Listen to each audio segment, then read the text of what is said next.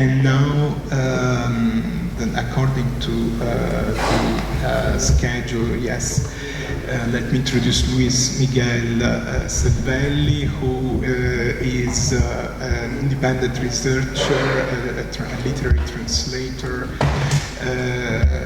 and is based in Istanbul since 2007, but has roots that go back to the much older period, because his family was here, but part of his ancestors were here in the late 19th century, and this is what he's going to speak about, the Selvelli family and the role in music. We speak in English. It's a pleasure, it's an honor to be here and speaking about my ancestors that although I never met, because we are talking about 3 generations before, or 4 generations before, played an important role in my life, because I was born in Italy, but I decided to come back to Istanbul 9 years ago, also because I was fascinated by the history of my family that at some point had interrupted the relation with Istanbul. So it was my grandfather who was born in Istanbul and then decided to leave for Italy in the late 30s. But the 3 generations before my grandfather were living in Istanbul. So the first one to come, the name was Miguel Selvelli, and he was born in Ancona, which I don't know if somebody of you knows where it is, but it's on the Adriatic coast, around the midway of the Adriatic coast in Italy. Good. Cool. Like this? Yes. No, it's not working. Yeah. Anyway, it's there. And the reason, it's interesting to tell why Michele Selvelli, so my great-great-great-grandfather, decided to come to Istanbul. This was the situation of Italy after 1815 and until 1848. So, as you see, there was no Italy. I mean, Italy was divided in, what we now know as Italy, was divided in several areas and kingdoms under the control of many different powers. So you had the Spaniards in the south, then the whole middle area from Rome to that Bologna, the Adriatic coast, was under the Vatican. So the Pope, now we know the Pope as a religious leader, but at that time he was also a very important political leader. And if we now reduce the power of, the territory of Vatican to that small area in Rome, is because there was a struggle against the power of the church, done by Italian people. So there was a kind of revolution, independence war. Actually, there were 3 independence wars in Italy, in 1848, 1859, and then 1866. But then you had in the north you had the Austrians, and in the Torino area, so the northwest, was the only important kingdom under the rule of, let's say, an Italian family, who were the Savoia, who led the independence war. And then that's why for 100 years Italy was a kingdom under the rule of the Savoia family. And then you have the small other areas like Tuscany and stuff. So anyway, in 48-49 is the first independence war, which is an amazing struggle that is led more than political leaders by the people.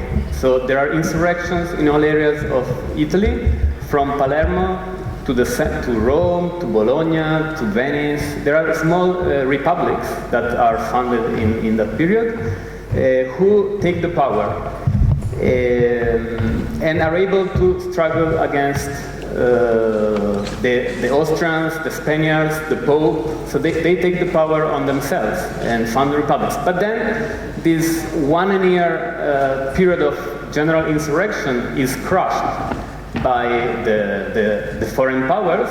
And what happens, as we know, there is nothing worse than a failed revolution, because what happens is that after failed revolution comes a repression. So a lot of people, a lot of Italians, the reason why there is, one of the many reasons why there is a flux, a transfer of Italian people to the Ottoman Empire, is that they are accepted as political refugees by the Ottoman Empire, the Ottoman Emperor of the time, who is Abdulmejid. So anyway, Mazzini and Garibaldi, who at that time were still young, let's say, they were in their early 40s, had a very important role in that independence war of 48, and that's where they happened. Anyway, so that's the reason why Michele Selvelli, which here we can see in his family picture, but probably he's with his grandsons and granddaughters, I guess. He was born in 1825. But the first document we have about him is this, in 1855 in Istanbul. So I think he came in the early 50s, after this 49 revolution. And he married with Maria Sigalla, who was a Catholic, Italian origin, from the Greek island of Syros, where a lot of old-time, let's say, Italian origin people from Geneva were living there. Then, the following document I could find is in the Italian consulate. This is already 1866, and this is the first time that Michele Selvelli decides to register in the Italian consulate, which is pretty late, around 15 years after he arrived in Italy. But that's because in 1866 is when actually something like an Italian consulate has formally been established in Istanbul, because also Italy had reached a sort of union, unity in 1861. That's what we consider as the beginning of Italian union as a country, let's say. So here we can see that there is down is Selvelli, her wife, and then 4 sons, one of which then didn't survive. He died young. So we have the 3 sons are Felice, born in 58, and then Italo, who is the most famous and important one, who was born in 63, and who was given the name Italo, as you can guess, by a political refugee who had struggled for the unity of Italy and then was living in exile, and in 61 he learns that Italy has been finally founded, but he's in exile, so he decides to give the name Italo, at least, to his son. And then we have Libero, Giusto, Libero Giusto, but he used to use the name Giusto more than everything, born in 66. So these 3 sons, Felice, Italo, and Giusto, it's really interesting to learn that although the father, Michele, was gaining his living in a very humble way, because as we see from the Italian consulate archive and also from the Società Operaia archive, in the Società Operaia archive, he says he's a beer producer. He declares his profession as a beer producer, Michele, but at the consulate he declares himself as a gazoz producer, as a soda water, or anyway, gazoz producer. But anyhow, he should have been able to earn something, because in 76 he sends his most talented son, Italo, to study music at the Conservatory of Palermo in Italy, where he finished his education that lasts 5 years, and this is the diploma that is in our family archive, given to him in 1881. So after that he comes to Istanbul back, and this is the trade yearbook, Annuario Oriental de Commerce, 1891, where we can see the 3 sons, more the father, who, as you see, finally established his profession in limonada and gazoz.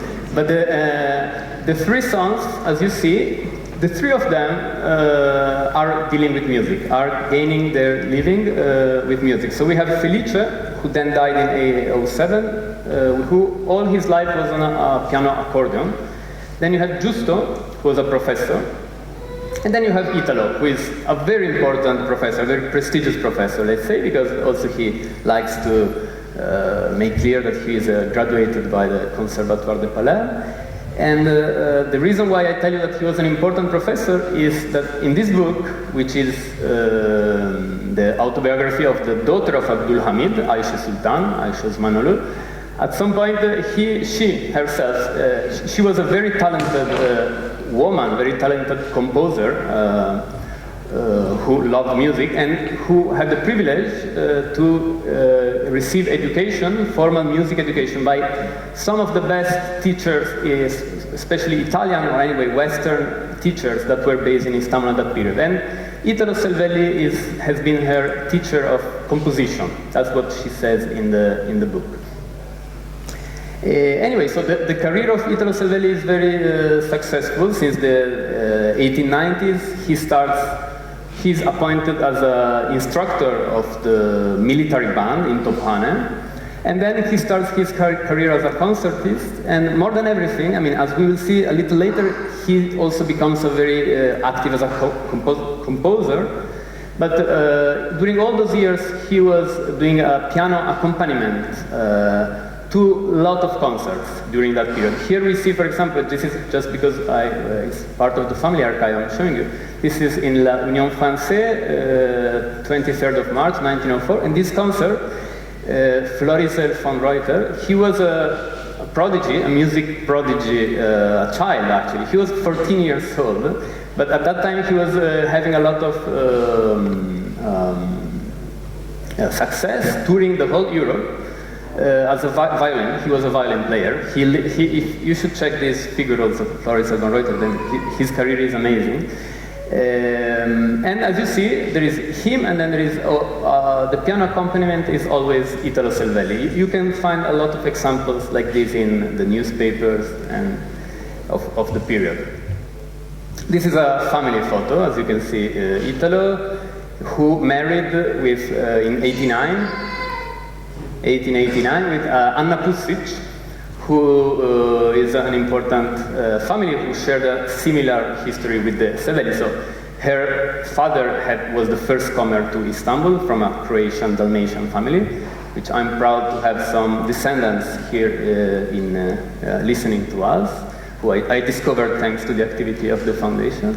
Anyway, and then they had two sons and two daughters, and the one on the right is the one who is my great-grandfather then, Luigi Selvelli.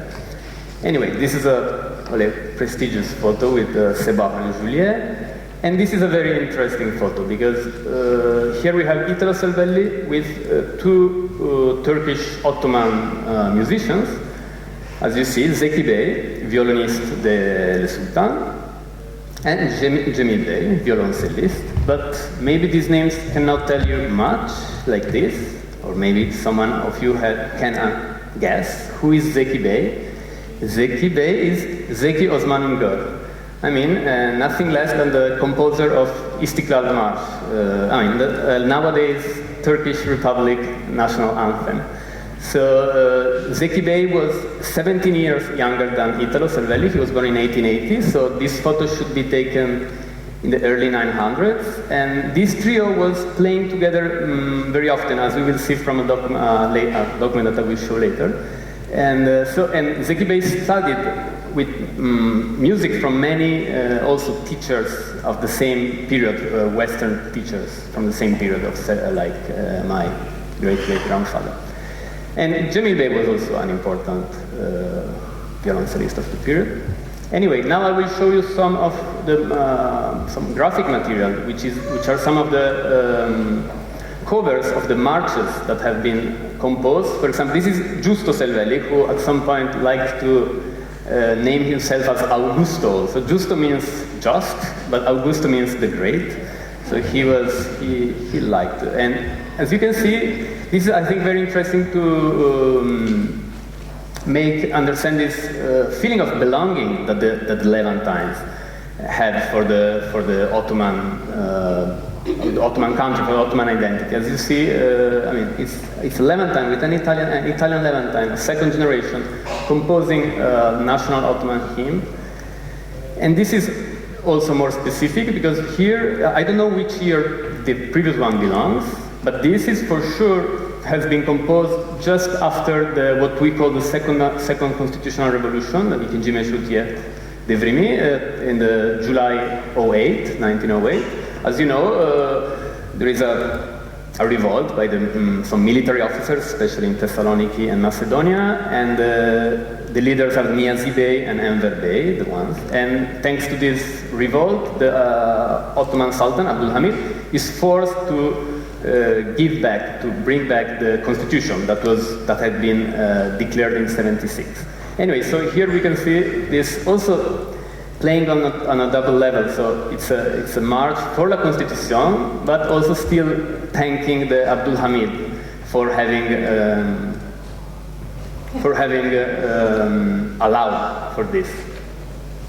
And there are a lot of examples like this. So they were very inspired probably by this period, by this revolution, because this is still Augusto Selvelli dedicating a march to he's very emphatic. It's saying to the liberators of the liberateur de la patrie, liberators of the country, Niyazi and Enver Bey, as you see.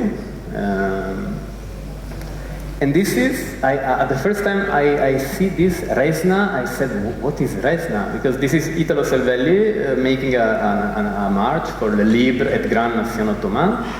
But Resna is nothing else than the little town in Macedonia where Niyazi Bey was from. So it's very interesting, he decided to call the march.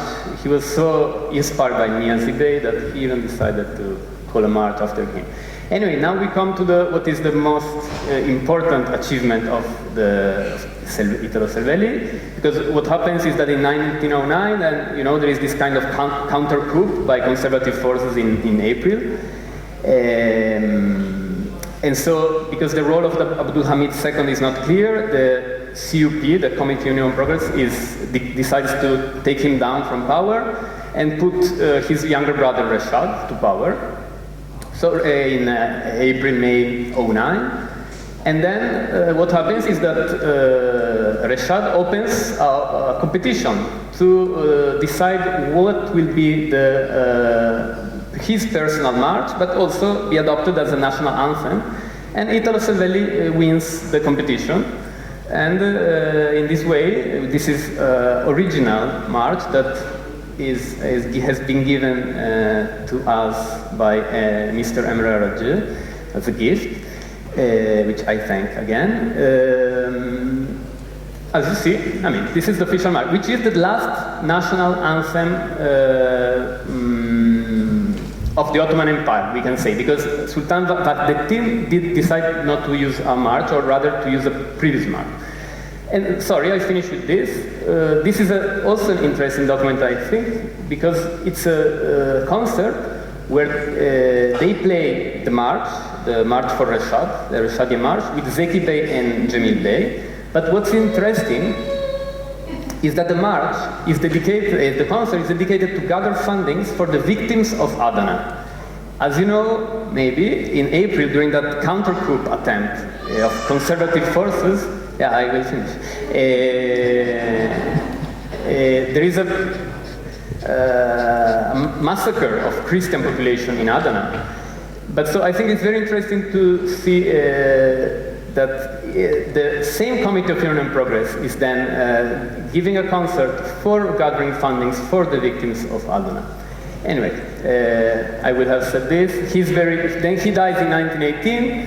He's buried at the Spherical Cemetery. Symbolically, I think he dies in 1918 when the First World War finishes, the Ottoman Empire finishes, and Reshad is also about to. They die a few days of difference.